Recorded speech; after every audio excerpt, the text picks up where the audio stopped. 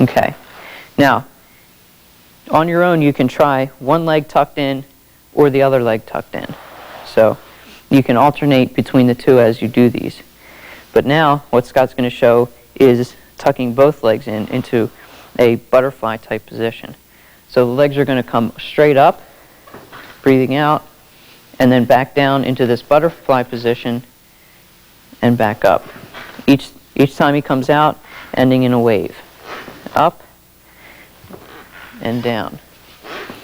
Make the wave smoother and smoother as you go through these. Don't try and just throw your arms out there. Make it nice and graceful as your arms come out. Okay. Good. Now Scott's going to show us a little variation on the wave. Instead of both arms coming out at once, he's going to start with one arm and then let it continue into the other arm. So that he's going up, one arm, then the other arm. Similar to the wave we were working on with the legs, the wave travels from one side to the other. So he's nice and graceful, one arm, then the other arm. One side to the other side. So now we have yet another variation that we can throw in here. Both arms continuing the wave, or one arm and then the other arm. Now we're going to add yet another variation to our legs as we come down. This time we're going to spread the legs out so that the legs down here are at 45 degrees out. Scott's going to show us the variation with this. Straight out. Again, as you come down, you can do both arms waving out at once, or one arm, then the other arm. So, what we have are two different variations here. Legs coming straight up, legs going out at 45-degree angles. We have a number of positions down here. The one Scott is in right now, legs straight out. We have both legs tucked in, one leg tucked in, the other leg tucked in, and both legs straight out. So we have those variations, plus two variations of the wave continuing or releasing the momentum. Both arms coming straight out, or one and then the other. On your own, as you're working with this, work slow at first. Remember, don't jump right into this. Start with the simple spinal rock we were doing just a few minutes ago, holding onto your knees, rolling up and down the erectors. Start with that, and then gradually build into this the different variations that we showed. The two variations, one leg or both legs coming up, both legs going out as you're releasing the momentum upward. The different variations here, legs straight out, one leg tucked in, the other leg tucked in, both legs tucked in, both legs straight out, and both arms in a wave, one arm, then the other arm in a wave. Start to play with that. Come up with your own combinations of doing this. We're now going to continue exploring our position in our environment. We're going to begin this because this is a long process, so we're going to start just by standing up. Scott is in a kneeling position. His toes are pointed back so he's on the laces of his shoes. We're going to use a spiral type motion to stand up. To do this, Scott is first going to shift his weight onto his one leg so that he can bring his leg up underneath. He's going to take his foot, place it right in front of his knee. Now this is a hard position to stay in. The body wants to spiral out of this. So Scott's going to release the tension here and stand up. Now if you notice, as he went through that, his knee first came out, passes through this Cossack squat that we were working on earlier with the ankle down on the floor, toes on the floor, knee on the floor. We're not pausing here. We're passing through this position as we spiral up. Okay? Notice that the knees spiral, the pelvic spirals, shoulders spiral as he's standing up. Now, Scott's going to show us another variation, again from this kneeling position.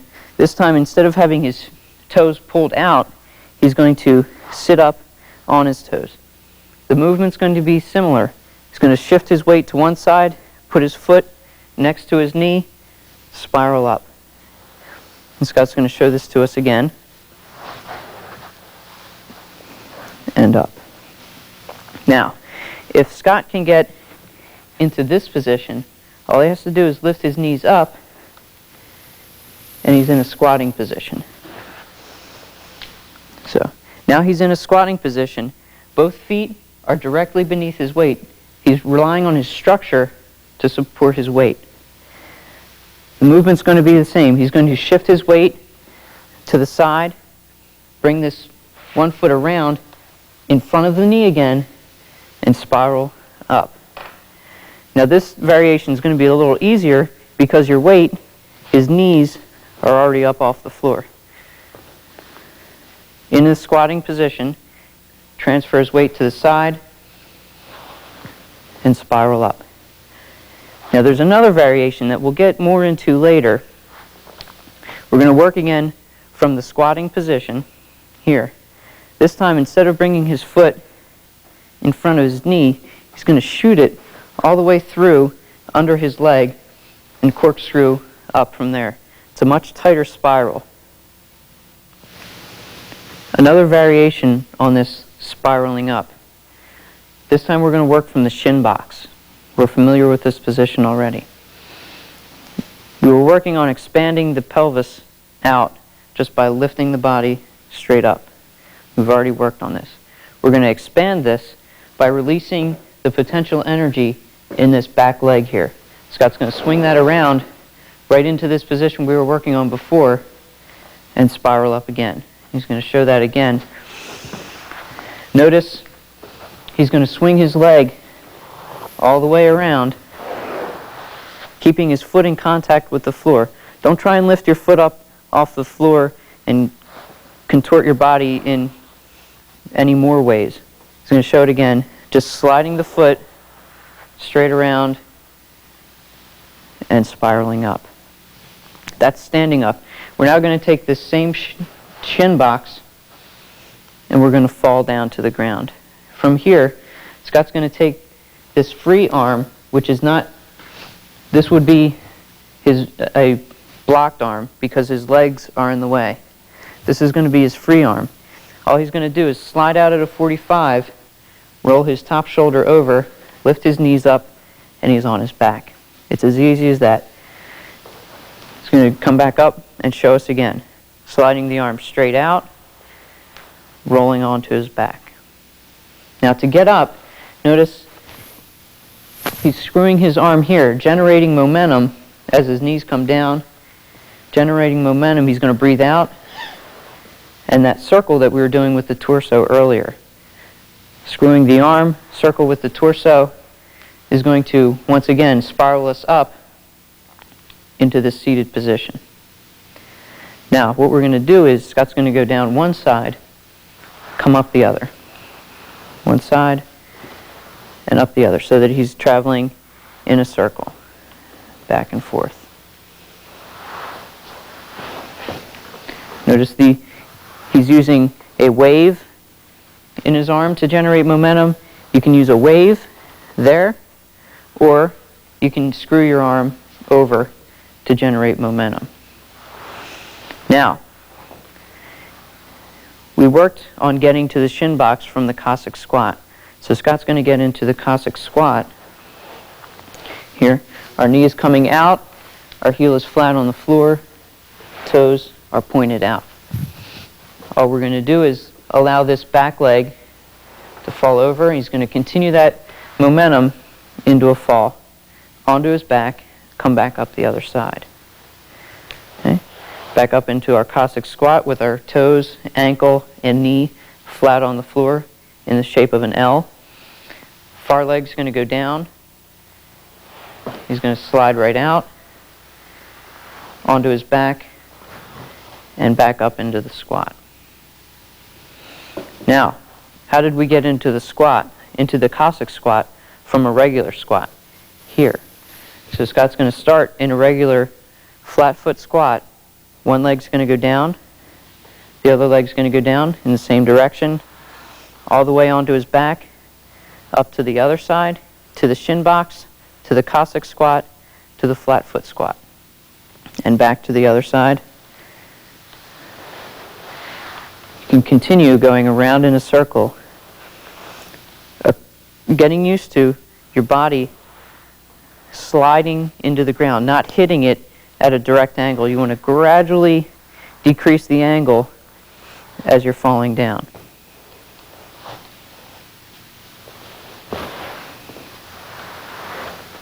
We're now going to bring everything together. Starting from a standing position, we worked on a spinal wave. Scott's going to demonstrate just the spinal wave, traveling from the shoulders all the way down to the toes. Again, starting with the basic shoulder circle that we were working on earlier. Shoulder circle into the spinal wave. Now we're going to take the spinal wave all the way down to the squat.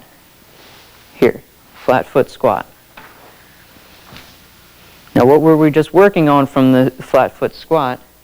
Going into the Cossack squat, into the shin box, sliding out, onto his back, and then up the other side. So this engagement of the ground is incorporating everything that we've worked on. Circles, waves, joint recruitment, everything. Now what I want you to notice this time as Scott does this is his alignment. He's leading from the tailbone and pulling up at the crown of his head so that his posture is aligned as he goes down. He's going to do it again. Watch as he goes down. He's articulating the back. He has proper alignment here.